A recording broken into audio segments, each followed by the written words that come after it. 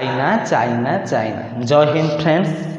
आपण मैंने जानी सारी वर्तमान चाइनार बड़ भाई कोरोना पृथ्वीर प्रत्येक देश को प्रत्येक राज्य को प्रत्येक जिला को प्रत्येक ब्लॉक को प्रत्येक पंचायत को प्रत्येक गाँ को एवं गाँव प्रत्येक घर घर को कुणिया रूप में सुपरिचित हो गले, जार दुर्दशा वर्तमान आम पृथ्वीवासी भोगुछे।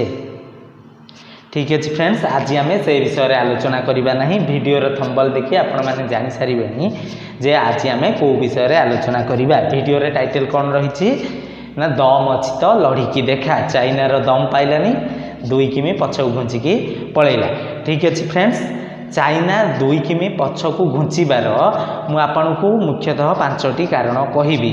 आपण भी भावुवे चाइना पछक घुंचला कहीं, सी भी बहुत शक्तिशाली राष्ट्र। वर्तमान पृथ्वीर जदि द्वितीय शक्तिशाली राष्ट्र होता है सी हूँ चाइना, प्रथम हूँ अमेरिका, द्वितीय हूँ चाइना। किंतु एते बड़ शक्तिशाली राष्ट्र होइकी भी से कहीं पछ घुंचा को देला, पछ घुंचा देला, यार मुख्य 5टी कारण मुझे आज आपन को विस्तारित रूप में कहबी। ठीक अच्छे फ्रेंड्स, आउ समय लेट न करी चलतु वीडियो स्टार्ट। जानी भारत एवं चाइनार सीमा विवाद गत किछि वर्ष हम भारत एवं चाइना सीमार तू मे मे लगी रही। केवल चाइना आम भारत सह तू मे मे लगे रखिनी, चाइना सह जेते सबु देश बॉर्डर शेयर कर प्रत्येक देश सहित तार सीमा विवाद लगी रही। यार मुख्य कारण हूँ चाइना गोटे विस्तारवादी राष्ट्र। वर्तमान पृथ्वी रे गोटे विस्तारवादी राष्ट्र रूप में चाइना सुपरिचित।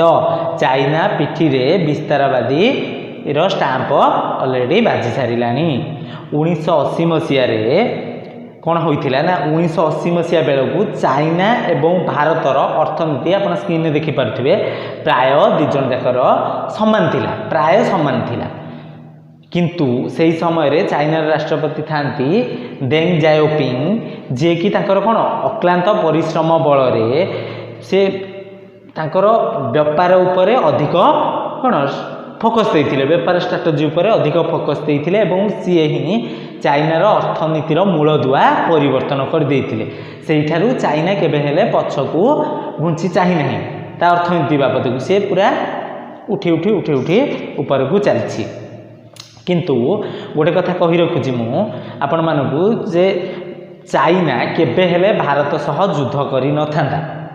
कारण कौन ना, विस्तारवादी गुणर तार नंबर 1 प्लान होउची जे गोटे देश को डराओ धमकाओ।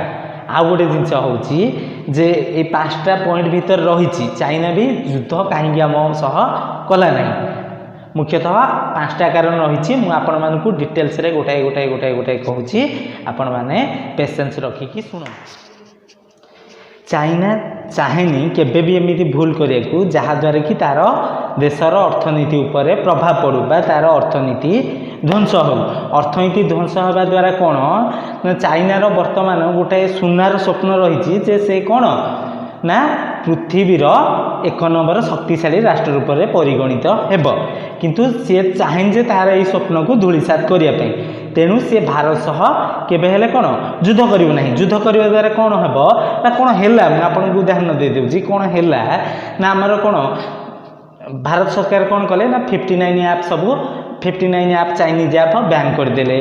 पुणी कौन ना आम देशर विभिन्न प्रकार से रेलवाई काम हो बा 5G डेभलपिंग काम हो, जेते सब चाइनार कंपानी गुड़ा टेंडर नहीं से गुड़ाक सब बातिल कर दिगला, जहाद्वारा कि चाइनार अर्थनीति उपरे प्रभाव पड़ला।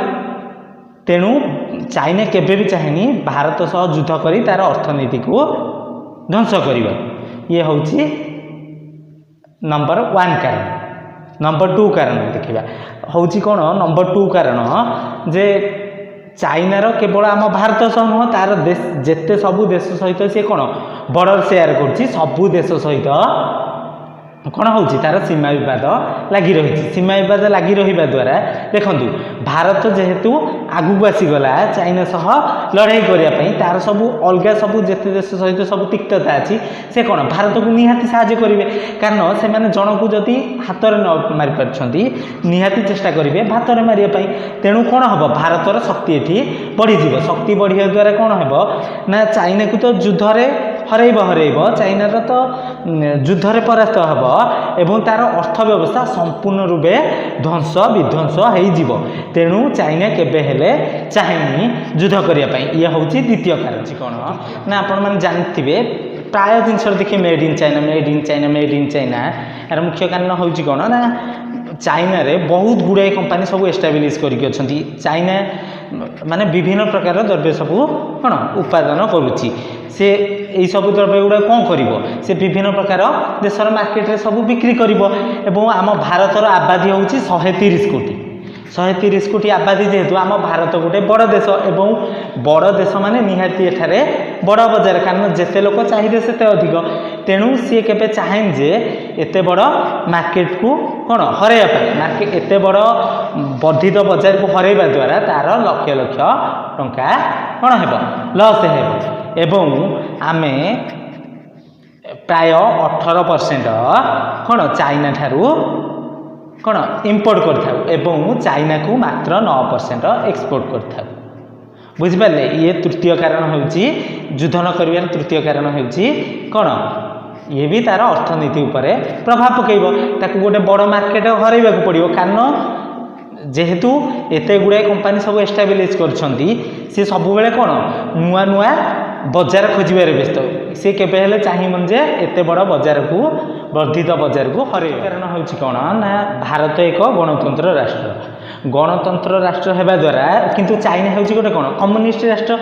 ଯଦି ଚାଇନା ଭାରତ ଉପରେ ଆକ୍ରମଣ କରେ ତାହେଲେ ପୃଥିବୀର ଯେତେ ସବୁ ଗଣତାନ୍ତ୍ରିକ ରାଷ୍ଟ୍ର ଅଛନ୍ତି ସେମାନେ କ'ଣ ସବୁ एकत्रित होई यह विरोध में कौन स्वर उत्तोलन करेंगे और ये स्वरटा कौटी पहुँचो जातिसंघ पहुँचो जातिसंघ पहुँचा द्वारा कौन हम चाइना उपर चाप सृष्टि हो किंतु चाइना चाहेनी तापर कौन चाप सृष्टि करने जातिसंघ द्वारा तेणु ये भी गोटे कारण युद्ध न कर 5 नंबर कारण हूँ कौन ना आम भारतर भौगोलिक स्थिति भारतर भौगोलिक स्थिति कौन ना उत्तर में आम रही हिमालय हिमालय को क्रॉस करवा माने संभवपर नुहे प्रथम कारण द्वितीय कथा हूँ कौन ना आमर बंगाल ठारू गुजरात पर्यंत 3 पटू समुद्र व्यापिक रही 3 पटू समुद्र व्यापिक रही समुद्र में आमर नौसेना बहुत स्ट्रंग एवं कौन होची ना से सामुद्रिक बाट देकी चाइना तार कौन विभिन्न प्रकार जहाज द्वारा सी तार कौन बेपार करए जदि आम तार ये सामुद्रिक पथ ही बंद करदे ताकू भी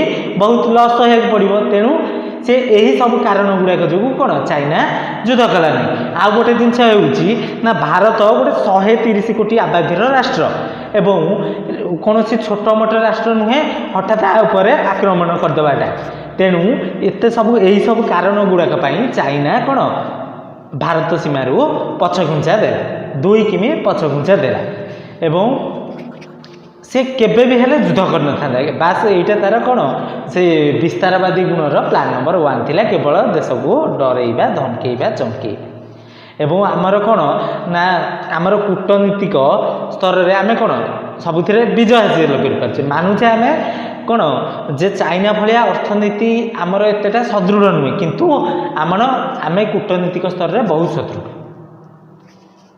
जय हिंद फ्रेंड्स, रोची नमस्कार।